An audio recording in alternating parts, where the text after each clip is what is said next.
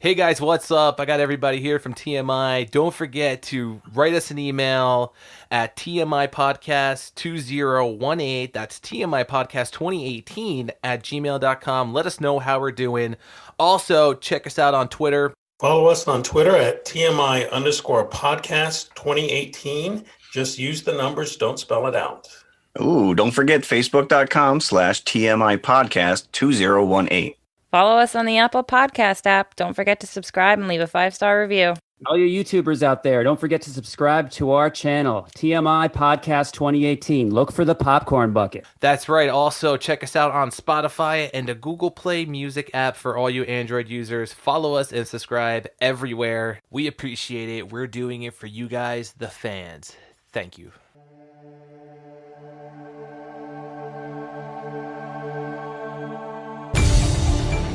The moment our fellow geeks, dweebs, nerds, and other unfortunates have been fervently waiting for has finally arrived.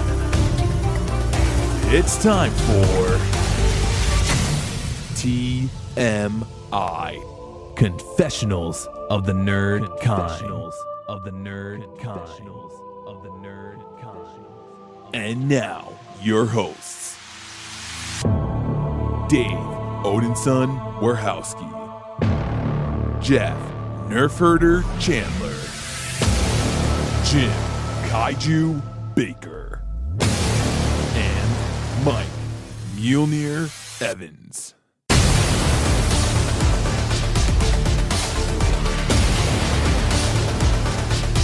And now, let's get on with the show. Here is TMI.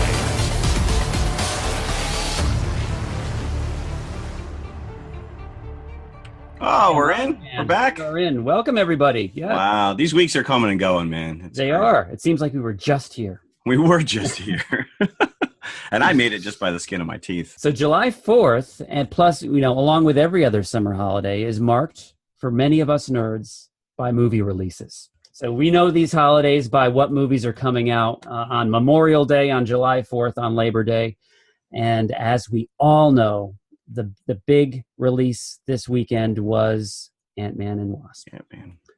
And, it is difficult sometimes for us to get to a movie theater and see it before we record so we could have it, fresh off the platter for you fine listeners out there. But we do our best, and we've managed thus far. Jeff, we do it for you, the listeners, yes. Right? As Dave says at the beginning, top of the show. Jeff, by the skin of his teeth, at the 10, what was it? The 9:30 show last night? It was the 9:30 show and last night. But I will say that I was in the theater on Friday night, sitting in my seat, and unfortunately, as work schedules and whatever come up, I was forced to leave in order to pick up my son, and that was it. I got just a taste. The previews had just started. So I got to see that Dumbo trailer twice. Still not sure what I think about that. That's like getting a bag of $1,000 in your hand and go, nope, sight. Then I take it back, and I don't even get the empty bag afterwards. Yeah, but I saw the Dumbo trailer as well. Yeah, and I'm still, as you just said, I'm still on the fence. I know Tim Burton. I don't know. The last couple of years, sometimes I feel like it's just like a paycheck. Yeah, and when he's doing remakes, that's where it gets iffy. If anybody remembers his Planet of the Apes? Horrible. Absolutely horrible. That was so phoned in, right down to Danny Elfman's score. Just horrible. Right. Dark Shadows, another one that I was a little disappointed with. Willy Wonka, unnecessary, if you ask me. Absolutely unnecessary. And from what I understand, they're looking to cast they're making another version of this. Why? Yeah. Why? Just put out the Gene Wilder version in theaters. Yes, correct. Yeah. Just add some special effects. Just retool it slightly. Yep. Just do a Lucas on it. Maybe pull some deleted scene out, add it, and then put it back. I'd go see it. Yeah. So speaking of which, Infinity War is still playing in my theater, which is just mind-boggling in this day and age where these movies come and go in like 2-3 weeks.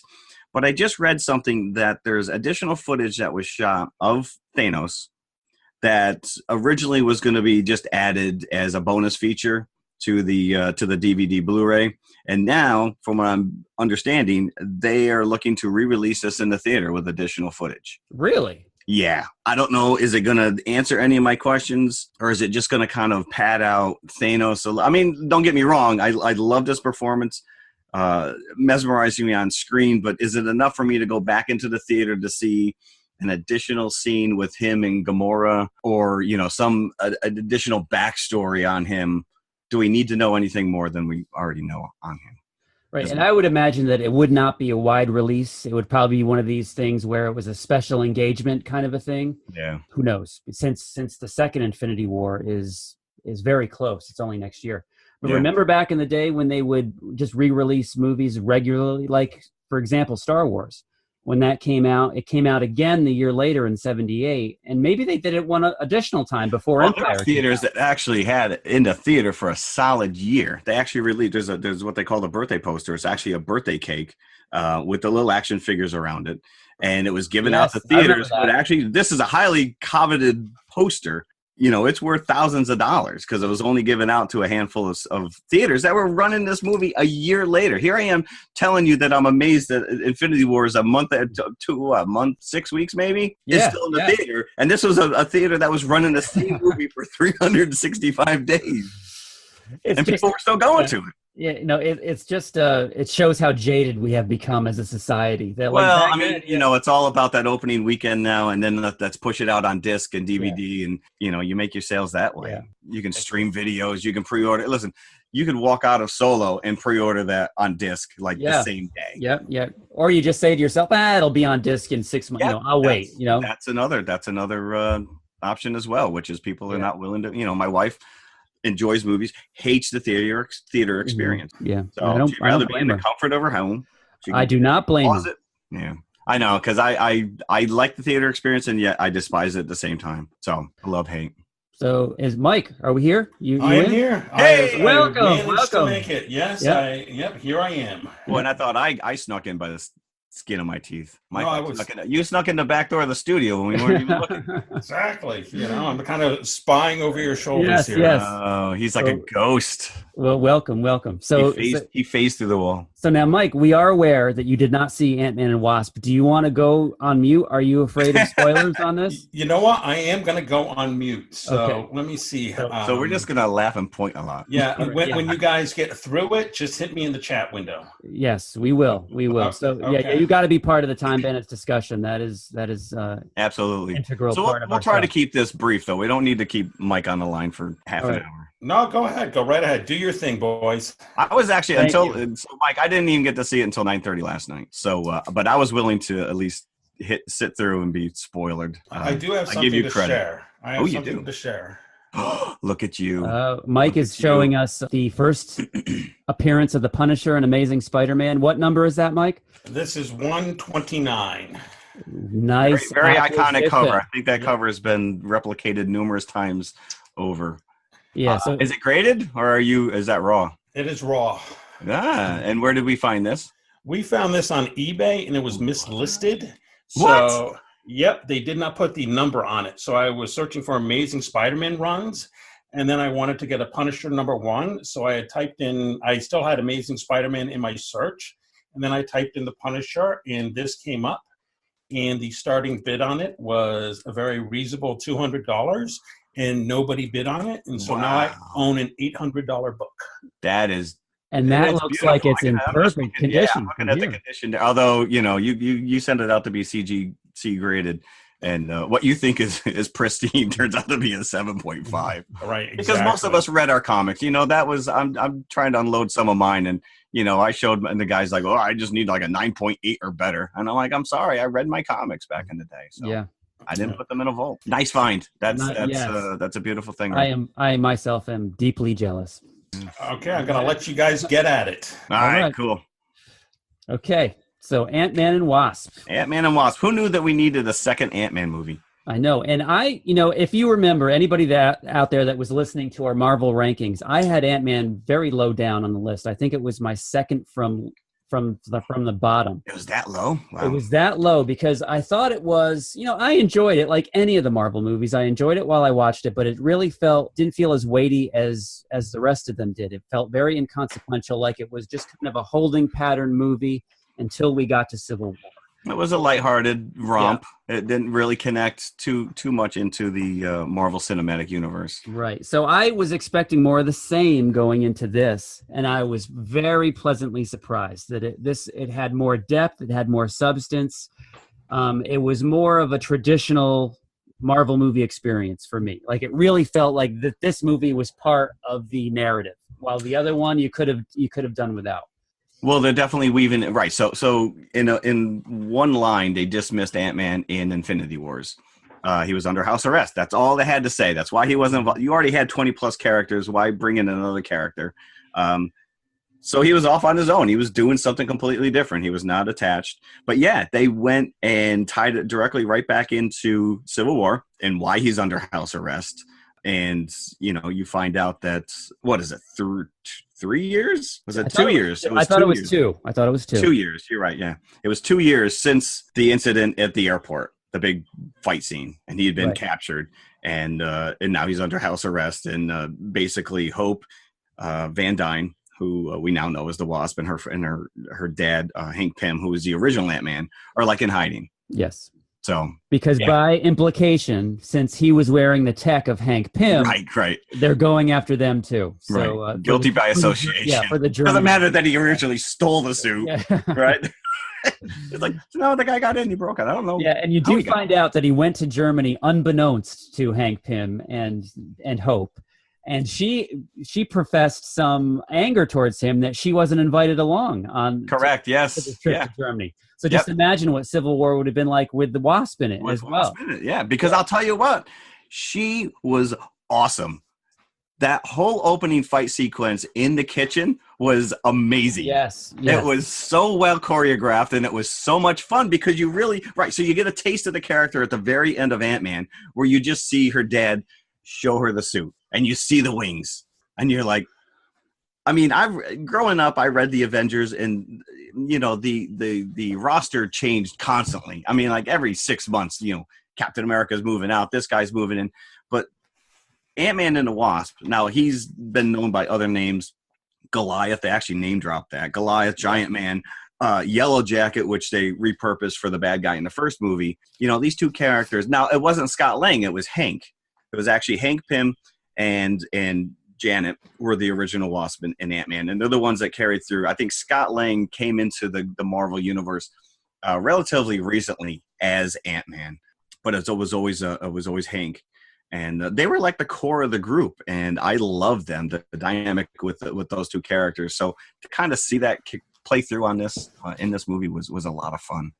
Yes, it was, and just the fact that Michael Douglas and Paul Rudd and Evangeline Lilly are kind of, I think, embracing the roles now, like how you see with good sequels, where like the actors are really now fully embracing the characters. Yes, and thank God she got rid of that bowl haircut. Yes. That was they did do so that it opened. It was a cold open. There was no credit, beginning credit or anything. It was just a cold open.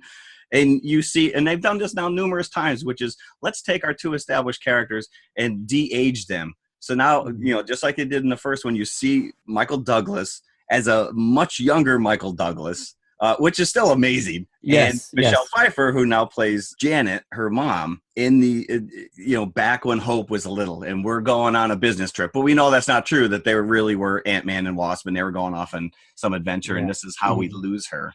Yeah, it makes me think is you can use all these older actors now and cast them in young roles and just switch them up, because remember we had Kurt Russell in Guardians of the Galaxy, which did an amazing job on him. It's like, why not? Yeah, cast Michael Douglas as a 20-year-old. So my question was, are they going to go that route with Nick Fury? If so in this Captain Marvel movie, which takes place in the 90s, yes, are they going to have to de-age him? Are they going to make him look younger? Is he going to have 2 eyes? I mean, yeah, are we going to get that backstory? I don't know. Maybe that's how he loses his eye. That might be a little side story right then and there. So going back to how kick-ass the Wasp is in this movie, it really made me think, because she is so in charge of the suit and all of its capabilities. And it's almost a comparison. I was thinking of the old show, The Greatest American Hero, where William Catt every week did not know how to control the suit because he lost the instruction book. Yeah, the aliens gave him a super suit and he doesn't know how to work it. And that was kind of like the first Ant-Man, where Scott Lang is getting used to the suit. But this one, right off the bat, you see the Wasp just kicking ass in this restaurant scene. Well, I mean, she even in the first one, even outside of the suit, you still saw her kicking ass because she trained him. Yes. So when he finally gets a chance to go in and help her out, reluctantly, Hank actually gives him the suit, which is supposedly Scott has destroyed the original suit, and so there's a new prototype, and he allows Scott to go in. Because what happens was they're trying to build a quantum bridge to go on and retrieve Mom. So go back to when Scott was shrunk down in the first movie, and he goes into the quantum realm, and he shrinks so tiny that he's on the verge of losing himself. And this is where they lost Janet in the first movie. But when he comes back, he has some kind of a dream and calls Hank and says, I don't know what this means, but I had this dream, and I think it was your wife. I think it was, and so that's how they get back together. They have not had any contact since 2 years. Right. And all of a sudden they show back up. So they're trying to build this quantum bridge or gate or whatever in order to go in. And Hope is undercover trying to facilitate a piece of mechanism. Pay this bad guy. What was his name again? I'm sure the actor Walton Goggins, who was on that show Justified.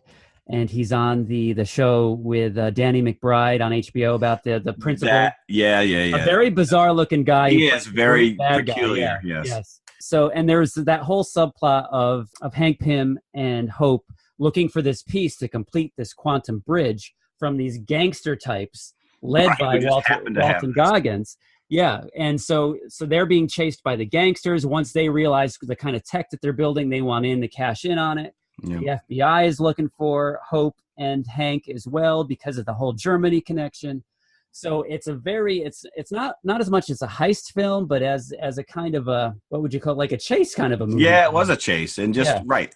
And then things get complicated because all of a sudden now you have this bad guy, this ghost character who seems to be able to phase in and out of solid materials, who just comes and wrecks the day.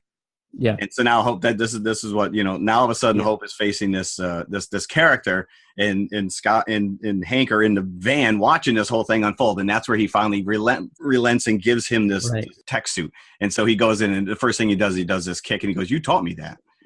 So all of her training is now kicking back in, even though he's been under house arrest for 2 years, and basically he's learned magic tricks because he has nothing better to do with his day. And they do, obviously they explain how he evades the feds by being involved in this movie, supposedly being under house arrest. Of course, the tech that Hank Hope have, they allow him to get out of his ankle bracelet. They put it on the giant ant. We assume the one from the first movie, perhaps.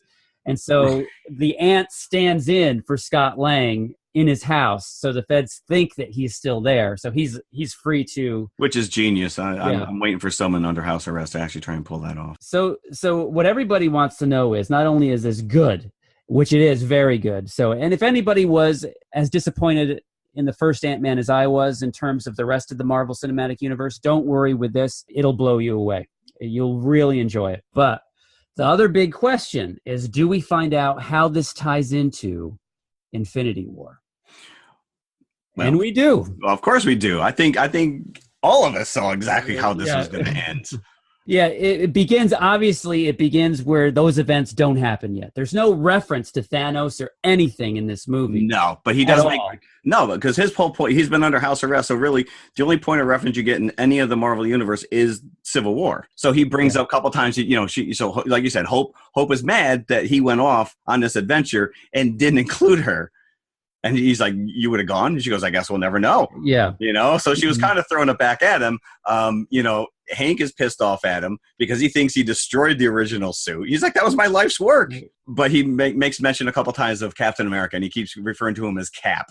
And she's like, "Cap?" He goes, "Yeah, it's what we call him. It's Cap." Yeah, there's the one part where he goes, "Cap," and then they look at him, 10 America. Right? And he was definitely out of his league. So Hope and her father, very techie, they're talking all this techno babble. And he's like, "Yeah, that's what I would have said." Or that's what I thought.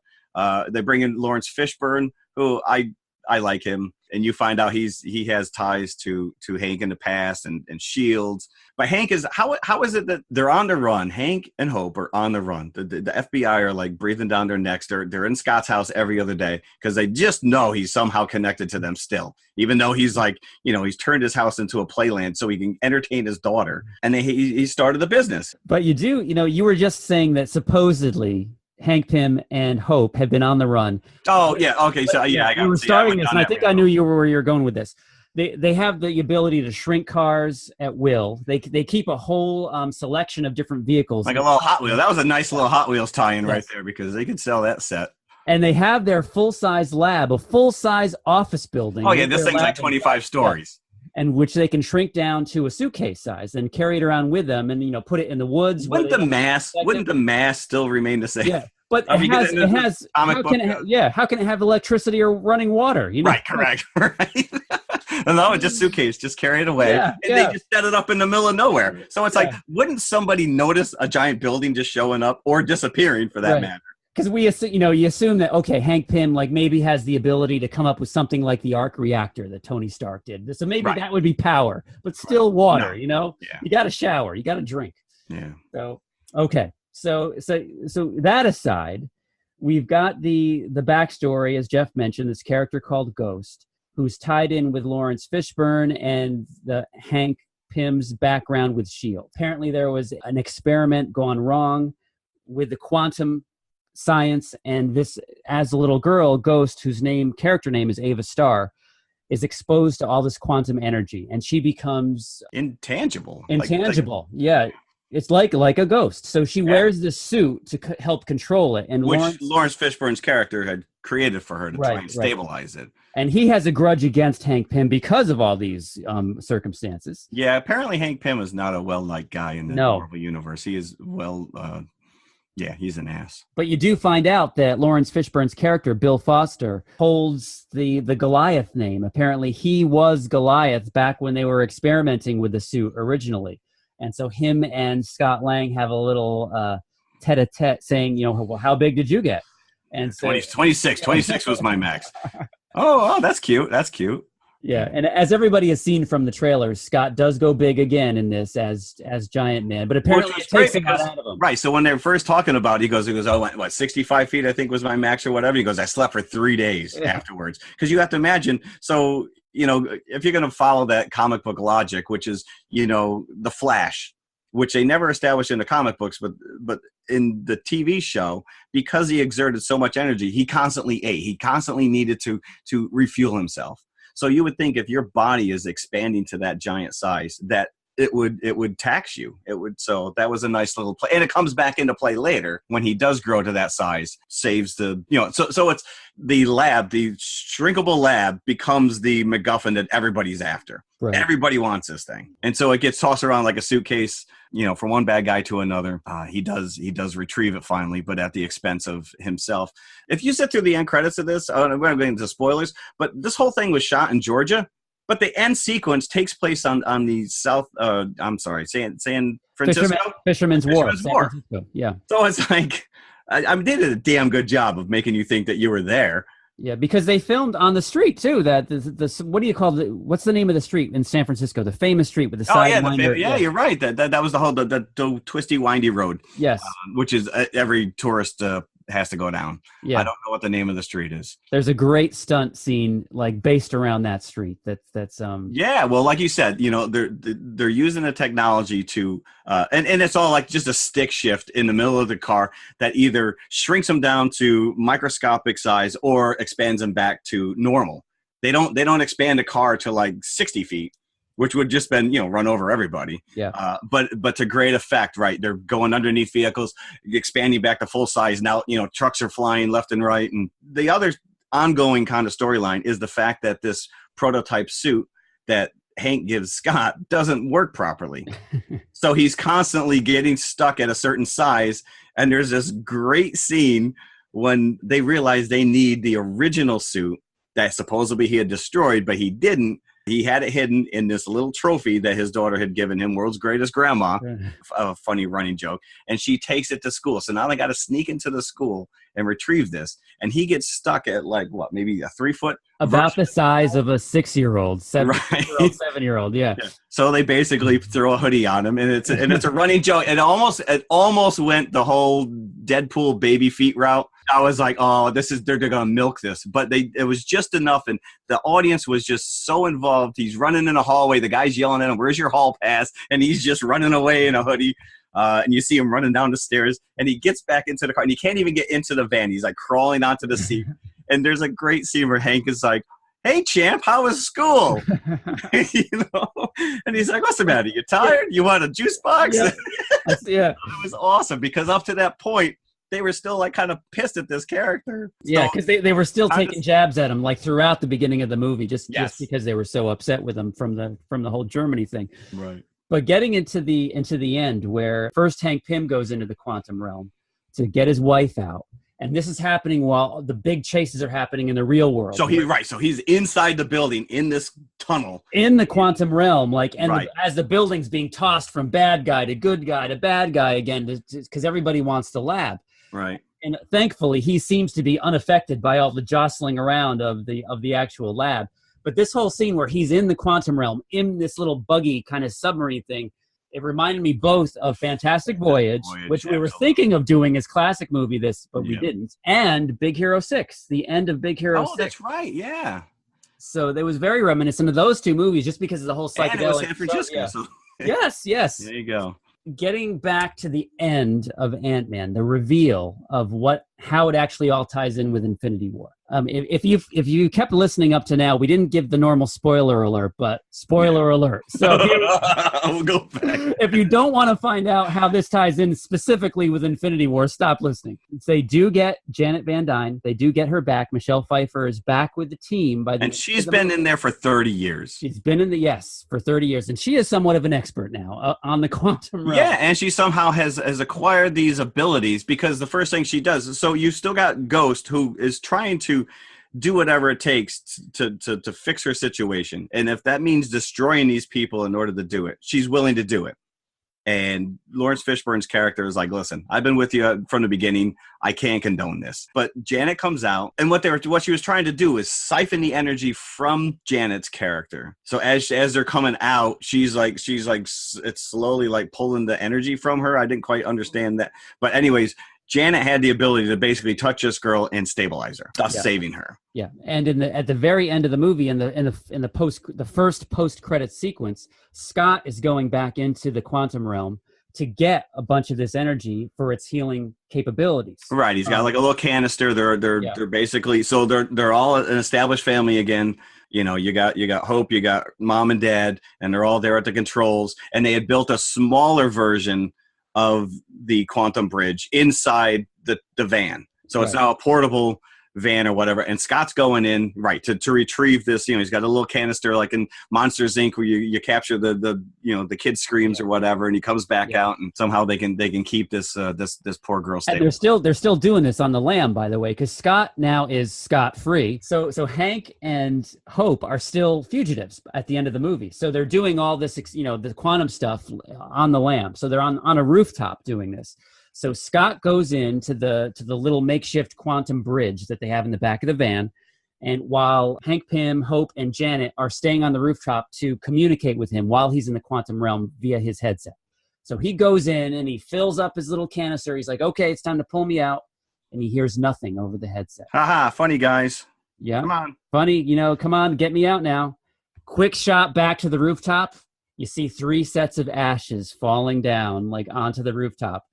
And then you go back to Scott saying, hello, who's out there? And so that's how it ends pretty much. So you don't know if Scott is now trapped, if he was spared the being dissolved because he was in the quantum realm, or if he was just a pick of the draw, half of the humanity. Well, they said, half of humanity. So out of the 4, you thought, going in, you're like, all right, we're going to see them rescue mom just to see her disappear in a cloud of ash at the end of this. Yeah. That was my prediction. The fact that they took out all 3 of them was, a gasp in the theater.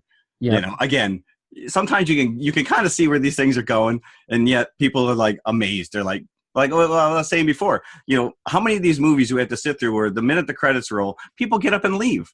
Yeah. It's like, have you not learned anything after 20 movies?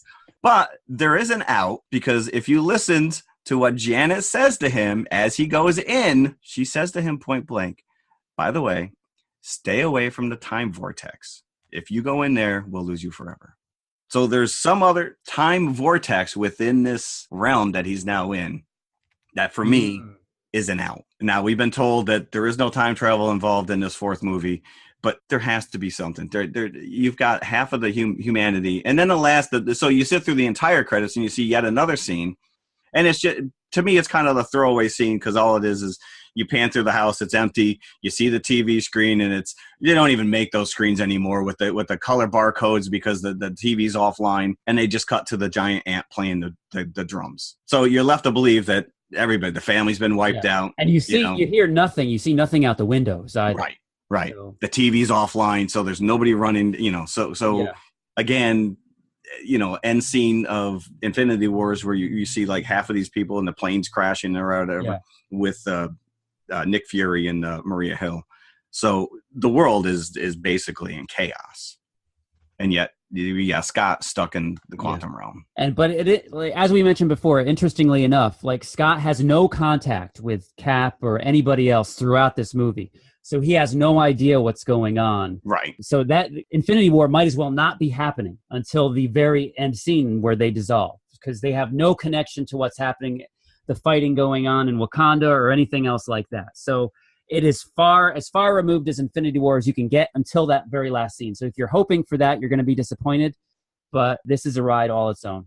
Yeah. And so it is a great movie. It's a fun movie. I think I like the first one a little bit better. Again, Ghost is a cool character. She did have a motivation. It was a selfish motivation, but then I guess most bad guys do. The fight scene with Yellow Jacket when they're Thomas the Tank Engine was just a great fun visual. We had one in this one where she takes Lewis's Pez dispenser. Yes. Yeah, I enjoyed this movie a lot. I thought it was a lot of fun. So how many popcorn buckets would you give it? Don't ask me to rank it within the Marvel. Not yet. Maybe 3.5. 3.5. Nice. Maybe 3. I might have to go 3. I did like the first one better. But you're right. The actors are more comfortable in their characters. It's not like... All right, be careful. Mike is back on. Okay. So. Well, no, I'm just saying, Paul Rudd has done a fair amount of rom-com stuff, and Paul Rudd is just always kind of Paul Rudd, and I really kind of bought him as this character, so... Yeah, and I might go 3.5 corn buckets. It was a good, and I felt, like I said, and it was funny. There was a lot of funny lines going on. Very funny, and not Deadpool level, but it just had the gravitas that I was looking for that was not in the original Ant-Man. It had, because of the whole going after Janet, you had that aspect of it, and I really enjoyed the chase aspect of it as well. So 3.5 popcorn. Nice. All right, there you go. I'm smelling popcorn. Ooh. That's more like it. We're delighted to have you with us, and we extend a cordial welcome to you. To add to your enjoyment, we're all wound up to bowl you over at intermission time with live wire service at our snack bar, where you'll find a tempting variety of favorite foods and beverages. Now it's showtime, folks, and you can be sure it's the best show in town. Your continued patronage is very, very welcome. Get your popcorn. Yep. The popcorn, the jingles, this could only mean classic movie time. So this week, we wanted to tie in something, and this was my pick. I wanted to tie in something thematically with Ant-Man and Wasp. And then it occurred to me, Time Bandits, with our gang of 6 little people. It's a tenuous connection, I admit, but still a connection nonetheless. Well, you could tie in the time portals with the quantum. Yes, we could do that. So yes, so Time Bandits is my pick for classic movie of the week. It is a 1981 film directed by Terry Gilliam of the Monty Python. Yes, which I've never been a fan of, but I love Terry Gilliam movies. Yeah, and with Monty Python, I could take it or leave it. I really love that. And now for something completely different, which is pretty much a film version of all the different sketches, the best sketches from the Monty Python show. And, of course, he's got some great movies like The Fisher King. 12 Monkeys. 12 Monkeys, 12 yeah. Monkeys. Brazil. Yes, Brazil. Adventures of Baron Munchausen. They just, like certain directors just have that look and feel when you see a movie and you're like, I mean, Spielberg's all over the place. He can add his gravitas to it. But Terry Gilliam has such a specific vision when he sets out to do these movies. And they just have a very unique look and feel. Yes. So yeah, 12 Monkeys is up there as one of my all-time favorites. And I remember seeing Time Bandits again. My dad took me to all these movies in the early 80s, sitting in this tiny space, not knowing what to expect. And I thought it was so funny, especially the Robin Hood section with John Cleese. Oh, John Cleese. Yes. Us. But I watching it now, it's good to see all these little actors get their due, like not in costumes or anything, but as themselves, on film as themselves, being able to act. Yeah, and they held their own. They you had 6 main characters. They were I guess robbers, thieves. They didn't really have they were time bandits, I guess. They were time bandits. Yeah, what they were in charge of shrubbery and trees under the supreme being. The supreme being. Yes, and so the premise. The premise of this movie is basically God created the world in 7 days, and there's a map where there's holes. In time. Yes, and they have stolen this map and decided that they're just going to go back through time, use these portals to go through time, and start stealing crap. Right, because they're greedy little. Right, because apparently they were charged with fixing these holes. So rather than fix the holes, they use them to their advantage. To their advantage. So it's a great setup. It's a genius idea right off the bat. That So now you're right. Yeah, John Cleese. You got Sean Connery, Shelley Duvall. Yeah. So So the thing, they start skipping through time, sort of like the Quantum Leap kind of a setup where they stick around in a certain time. They're not fixing time though. They're just stealing crap and they're stealing crap and they steal to get away, or they stay until the Supreme Being knows where they are, and then they have to go into another portal. So let me ask you this though: when they steal stuff, where do they put it? Yeah, they had it wrapped in a tapestry from when they stole from. Right. But eventually, and that was a classic scene. Ian Holm as Napoleon, like just listing all these other world leaders that are shorter than him. Oh yeah, and I don't know this. Scene. Yeah, I don't know if this is true or not. Like Alexander the Great, little 5-footers. Well, I actually laughed out loud because after your last week when you made that little. He's watching they're basically it's the end of the French War, and he's sitting there and he's being entertained. They're doing their best to keep him entertained. And he's like, they're bringing out, they had little hand puppets or whatever, and he's laughing hysterically, and then the guy gets shot and killed. Yeah. And so they bring out all these other actors, but they're all like these tall people. Yeah. And he's like these are freaks. Like. These are freaks. Yes. Right. Little things hitting each other. That's what I like. And that was Ian Holm, who, until this point, Alien? Was that what he was known for? That's what I knew him for. I was like, oh, there's Ash when I saw him. Right, and he's such a stoic character in that. So to play this, and right, he's at the table. So basically, the bandits come out and they do this little song and dance, and he absolutely loves it. Next thing you know, they're at the captain's table. They're eating dinner with him. Right, but so many funny things, so many funny scenes in this movie. Mike, do you remember watching this again? Do you remember the first time you saw it? Was it in the theater? Was it on cable? How did you see it? No, it was in the theater, and I was trying to get back to the point in my life that says, can I bring that joy back into me by watching this movie? And I really felt that I was able to do that. Nice. I just enjoyed the whimsical romp through space-time. Yes. What do you think the highlight was for you? What time period that they went into? The time period? Yeah. It's not my favorite part of the movie, but I would have to say Napoleon in the puppet show really did it for me. If not that, then I'd go King Agamemnon. But I really enjoyed the ending, which, that was the thing that just stayed with me throughout the years. It said, I really like this movie. And to sort of see Sean Connery come back into it as a fireman was, Oh, yeah, that's fantastic. Right, the fireman. Yeah. I never saw this in the theater. I'm sure it was in HBO. I remember it being very dark. Again, not liking Monty Python. I watched it and it was enjoyable, but I enjoyed it so much more this time because I just the set design and the costumes alone are so, and I'm sure you'll get into the budget, but he made this movie on like a shoestring. Yeah, That nothing, incredible. but the costume designs just for the 6 main characters alone. Each one has their own specific look and feel. But you're right. You're jumping from French Revolution to medieval times to ancient Greece, Sherwood Forest, and each one of these had their own look and feel. And it was almost like they had a separate cinematographer every time they went to these new locations. I mean, and again, for Terry Gilliam, I guess, has made a name for himself by he thrived on low budget. Give me as little money as possible, and I'll do the best. And the visuals in this movie are spectacular. The one thing that I really noticed, which I thought was wild, which is the camera angle throughout this movie. So the one thing we didn't bring up, which is our main protagonist, is Kevin, this little kid who gets thrust into this adventure with these characters. He's a little British kid. His parents are like these, I don't know. They're like, automatons. Disaffected consumers.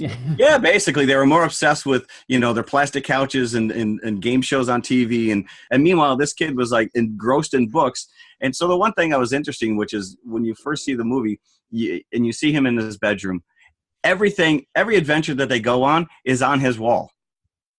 Every character that they encounter, every realm story, he is either hand drawn or cut out of a magazine and pasted on his wall. So the entire movie's right there for you when the movie starts. You know what? Speaking of that, when right in the beginning, when he's in his room and you're panning around his room and seeing all that stuff on the walls, you see a mock-up of the Shakespeare stage, the Globe Theater. Okay. And I'm thinking, I would never have noticed that when I was a kid, but I noticed that was the first thing. I'm like, do English kids play? Was that like their playset? Playset?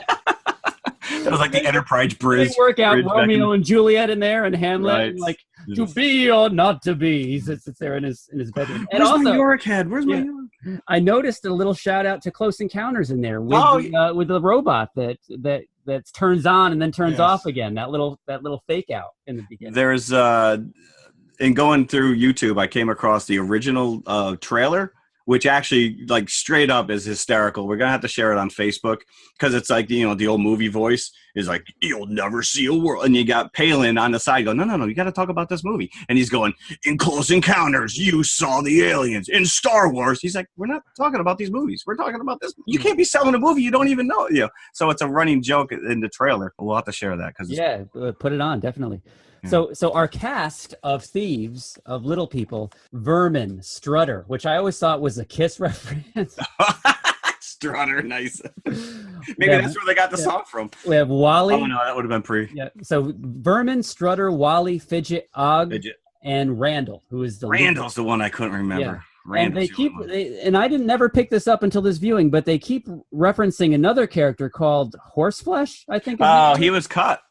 Yeah, and he's the one that drew the map. He's saying, "Why do you think he drew the map?" Or something like that. But he's not in this movie. But he's not in this movie. But he's not in the movie. It's kind of like in the end of Goonies when they talk about the octopus, but you never actually saw the octopus because that scene was cut from the movie. Yeah, and we're doing some research on this, and I don't know if this is true or not, but there's an author, Robert Hewison, and he puts this out there, and he did a book on Monty Python, that the 6 characters, the 6 thieves in this, all are supposed to represent the individual members of Monty Python.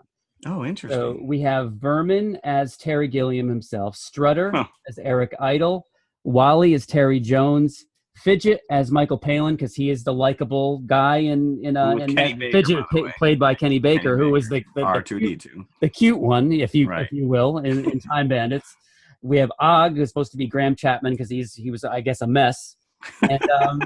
And Randall as John Cleese, who is the self-appointed leader of the Monty Python troupe, as Randall is the self-appointed leader of our gang of thieves. Interesting. So I thought that was very interesting. That is kind of cool. But yeah, you're right. These actors, they spend their lives, Kenny Baker inside the can of R2, Jack Purvis, he played a Jawa, he played an Ewok, So for these guys to actually get their due and to play an actor, to play a character that's not engrossed in a costume and is just some, background cuddly thing or some monstrosity. And this, I think George Lucas saw this and he's like, I can make a movie with midgets. And then Willow. Oh, you brought up John Cleese. That Robin Hood scene is jolly good. Yes. Jolly good.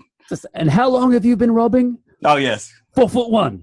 What's a long time. And then, of course, the whole, where the guy punches out the poor as he's giving him their treasures. There's a weird, so that's the one thing I took away. I mean, Mike brings in the end of this movie when the Supreme Being shows up, and you find out that he allowed them to steal the map. Is that correct? Yes. Yeah. Right. Yeah. That's what he. Yeah, it was all yes. a big test or whatever. But again, not being a huge Monty Python fan, but there's a heavy existential question over this movie about good versus evil, or God being omnipotent, like good can't come from bad. And I think Kevin even asked him, if you're God and all is good, why do we have to have bad? And so that scene in Sherwood Forest, which is like, oh, here's your reward, here's your money, and then they punch him in the face. It's kind of like you can't have the good without the bad. It was just a weird kind of thing that carried over. Yeah. And then there was they didn't necessarily have an answer to. Yeah, there was a scene also towards the beginning when Evil's minions, who are hysterical, by the way, they were begging him throughout the movie to kill them like in as painful way as possible. Right. But where he asks them, where Evil's going off on some rant about how God is imperfect, and then one of them says, "Well, excuse me, Massa, he can't be imperfect since he created you." And then he immediately explodes him. That's a good point. After he explodes him. But yeah, I think there is a lot more going on than meets the eye here if you pay attention to it. All that and a George Harrison song. And as Mike said, Sean Connery as King Agamemnon. Yeah. Which has a great fight scene, like when Kevin gets dropped down into ancient Greece, and while Sean Connery is fighting the Minotaur. Yeah. You never really know if you guys. What's your opinion on this? Is this a man with a Minotaur mask, or is it an actual Minotaur? Because actual Minotaur. Actual Minotaur. Okay, that's what I would like to think as well. Well, they cooked it, right? Well, wasn't that the thing that they brought in for the feast? No, that was like a cow that they split down the middle, because Sean Connery brought the head of the Minotaur and he threw it out. But that thing that they brought in was like a cow's body or something, with which they split down and all the fruit comes piling out of it. But yeah, you do see like some vein stuff hanging off of the Minotaur, and it does appear that he's cutting off the head as he's talking to Kevin. So, but I thought it was very reminiscent, that Minotaur, that design, of what we saw in Annihilation a week ago. Oh, yes, with the bear. Yeah, with the bear. And of course, we had the whole the trolls on the boat with Catherine Hellman and her troll husband. Yep. Then turns out to be just a hat for this giant that's walking under the water. It's a very bizarre movie. But it's just, I mean, again, like you look at this movie and you would think that they sunk a ton of money into it. And that was what I was getting at before, which was the camera angles are all from the point of view of the little people. Like if you watch this, it's like there's a lot of kind of upshots of the regular humans. It's all shot from like their angle, which I never picked up on or would have thought, but it's interesting that he took that route. These are my main characters, and this is the world they live in, and this is how they see the world. Whether it was Kevin's point of view, since he was basically the same size as all the little midgets or dwarves. But I caught that a lot of this shot was, so even like the boat scene where the giant comes out of the water and it's just a slow plodding monstrosity. And it's so beautifully set up, and you got the little people in the house. Do you hear something? No, I don't know. And he steps on the house and crushes them, and he just keeps. But yeah, it just beautifully. Now, this would not be complete without some facts on Time Bandits here. Did you guys ever have the graphic novel? Because I believe I had it. I think they did have a graphic novel tie-in. I don't know if it was Marvel or not. No. I think I have it somewhere, but that's here nor there. Maybe I'll post a photo on Facebook if I can find it. Cost $5 million. Which is insane. Time Bandits. It's insane. Yeah. It's insane. Just looking at this and seeing what they accomplished. Correct. And it made $42 million. So it was very profitable for all involved. You know what else I thought was reminiscent of another movie? Those at the very end when they're in Evil's palace, and the very tall cow-looking things with the cow skulls and the hooks and the robes are coming after them, and it looks like they're almost on roller skates because they're moving so fluidly. Yeah. That was very reminiscent of the Skeksis from the Dark Crystal, right? Crystal. And this came out before the Dark Crystal. So okay, so we've got a year though. $5 million as its budget, 42 as its box office. Right. 91 approval rate on Rotten Tomatoes. Just some very brief trivia for you. Craig Warnock, who plays Kevin, the little boy in this movie, I looked to see if he did anything else with his career, and not really as an actor, but he joined as a keyboardist. He was a member of These Animal Men, which was a Britpop 90s band that have 2 or 3 albums. So something Do you think he tried to capitalize on his Kevin fame? I was a kid in Time Bandits. It's like I can see like the dirt for the keyboardist in auditions. Oi, this is a kid from Time Bandits. Oh, we got him. Yeah. Well, if the little cowboy guy from Willy Wonka can turn up at all the Comic-Cons, then I suppose that could be his claim to fame. There you go. Yes. Yeah. I would want his autograph if I saw Kevin from Time Bandits at a Comic-Con. And another weird thing that I read was that this is, in Terry Gilliam's mind, this is part of a trilogy. I guess he refers to it as an imagination type trilogy where the power of imagination has endless capability. So, Time Bandits would be the first, right? Yep. I would have to say Adventures of Baron Munchausen. That would be the third. Okay. So there's number 2. Okay. You mentioned it before. There is a number 2 is Brazil? Brazil, yes. Really? So from what I read, apparently this is about the power of imagination, this trilogy, from 3 different perspectives. One is from a child, one from a middle-aged man, which would be Brazil, and one from an old man, would be the Adventures of Baron Munchausen. Highly underrated, by the way, Munchausen. How many buckets would we give Time Bandits? I would say 4 buckets, 4 solid buckets on my end. It has definitely held the test of time. As a matter of fact, like I said, I enjoyed this viewing immensely. Yeah, 4 is pretty high. I might have to go 4. I'm going to go, I did enjoy the whimsical romp through space-time. Whimsical romp. Is that the tagline? That's the tagline. I'm going to go, I felt it was a 3 through the movie, and then with the ending, I'm going to give it a 4. Nice. Look at that. 4 across the board. Because the very, very end, just that line where Kevin says, "Mom, Dad, don't touch it. Don't touch it." And what do they do? Yeah. They touched it and exploded. Yes. That's probably got to be one of the most memorable scenes for me. Which is funny because they show that in the trailer. So, even 40 years later, they're still ruining movies. Because it does. It does capture, though, like that childhood frustration of nobody listening to you. No, correct. The movie does. Yeah, it's pure evil. Don't touch it. Yeah. But it's in a microwave. They screen tested that in front of children to just see how that would go over. And all the children enjoyed that scene. Watching mom and dad be incinerated. Yeah, and I agree. Yeah, childhood dream. I agree with Mike that this is one of those movies where even though I've seen it many times, like when I watch it, it takes me back to that first viewing, just because it's so in my head tied to that time period. So I give it kudos for that as well, to give me back some of my childhood. Nice. I don't think we've actually grown up that much. To be no. No, I haven't lost that much. That's not necessarily a bad thing either. Yeah. So now I think it's time for us to step into our confessional booth. Confessionals. So the question at hand this week, and it's based around Ant-Man and Wasp, and Mike, Jeff, and I gave it glowing reviews, so please go see it. What would you do if you had the power to shrink or grow? If you had Hank Pym's Ant-Man suit, what would you do with it? Would you use the powers for good? Would you use the powers for evil? So let's start with Jeff. This was his question. Here we go. Let's see, a 2-parter. So I guess if I could grow big, I would have to do it for good, because you're out there exposed to everybody. So you're going to have to be the hero. If you're a bad guy, there's no really good way to hide. But if I could shrink, I would definitely use it for evil. I think I'd be jumping. I'd probably go to Mike's house and steal that comic book.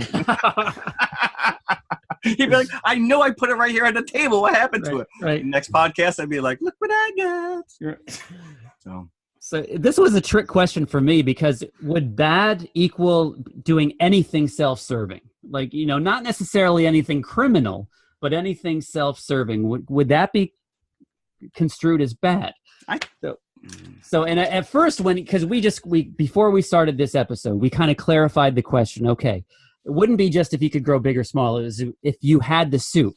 But I think I would I would be helpful. I would help people get in and out of their locked cars, their locked houses. Would your superhero name be LoJack? Yeah, I'd be hanging around a parking lot. Maybe I would, hey, charge man, you need a hand? $5 or so for my services, to get them, don't call the fire department. A hero for hire. I like it. Yeah. I could clean people's, keyboards at their home. Take a little broom, sweep up the keyboard. I could also, if that frustrating moment when you get something out of a vending machine and it doesn't fall, I'd be your man right there. That's a whole side venue right there. Wow, you are a superhero, Jim. That's right. Maybe someone give you an extra M&M. So that's what I would do. Mike, what would you do? What would you do if you had the power? I mean, when you posed the question, the first thing I sort of thought of, and you touched upon it, was Looper, right? I mean, who are you, the movie Looper? Who are you really doing harm to? If you're, robbing banks, grabbing currency, et cetera, all that stuff's insured. People can still go to that bank and get their money after it's robbed. So, I mean, there was the aspect of, I could do that for myself, but I think I would also use my powers to help people. If you're, in the news now are the kids in Thailand that are, in the cave, maybe I could go small and, help them out, or maybe I could go big and, bust out a cave entrance or something along those lines. So I think I would be self-serving from a financial standpoint, but helping the people otherwise. It's not about the recognition, just trying to help out. So I was the only one who went for evil. Nice. Yeah. I had that. Well, listen, you have to go that route. I don't think that would be the case. Now, I see that we're pushing our time limit here. That film's getting closer. We're going to have to announce, though, it's Jeff's up for the classic feature. So I know he's got something in mind. Yeah, and I'm going to throw you guys a curveball. You know my list. It just keeps growing, and it's all these classic sci-fi movies. We're getting pretty heavy-handed. And I felt I missed out on Ace Ventura, which was a fun romp. And we had talked about, possibly watching some summer movies. So this movie, 1986, it is John Cusack, Demi Moore, and my favorite, Bobcat Goldthwait, called One Crazy Summer. Oh. It is a summer fun, and I will tell you, Jim, that there is a surprise kaiju. I don't think I've seen this before. So there's a little kaiju action going on. One Crazy Summer. One Crazy Summer. Okay. It is available on Amazon for $2.99. I'm sure your local library has it as well. Directed by Savage Steve Holland. Okay. Buddy named Savage, So is he credited as Savage? Yes, it is credited as Savage Steve. So it's a fun movie. I think that you'll enjoy it. A lot of sight gags. So let's see. Okay. Now let's discuss the next episode briefly, because we were planning on doing something different. We were going to mix up the formula here. So on next week's schedule, and we may want to hang this classic movie for 2 weeks, because we were planning on taking a year, covering it for all the pop culture goodness that year has to offer. You may say, well, haven't they done that on I Love the 80s? Yes, they have. But you haven't gotten the I Love the 80s did not have us. So are we going to have Michael Ian Black come on? Yeah, well, we'll try to get him. There you go. I'm sure he's not doing anything. Yeah, I know. So what we've done as a consensus, we have decided to first cover. We're not going to go in a chronological order or anything like that. We're just skipping here and there. Every once in a while, we'll pull this out of the hat. We're gonna start with 1982, which was a beautiful year for pop culture, for movies. E.T. was the big box office draw in 82. RoboCop? No, that was 87. Oh yeah, one I think. But we've also got Blade Runner was 82. We've got The Road Warrior was 82. Tron was 82. Tron was 82. TV, we've got Knight Rider premiering in 82. We've got Tales of the Gold Monkey, which came up last week in our radio. Yes, it did. Yeah. So there's a lot for us to kind of take in for next week. So if you want to do that classic movie next week, by all means we will. But if you'd like to hang it off until the following, then we can do that as well. That's fine. The longer we get to watch these things, the better. Because we'll decide that. But that's what you have to look forward to next week, is our first deviation from the formula, if you will. I think it's going to be fun. Yeah. So all right. So so we're really stretching the limits of our time. All right. Well, we got another one in. Another one in the books. Okay. Bye. All right. We're out. Adios.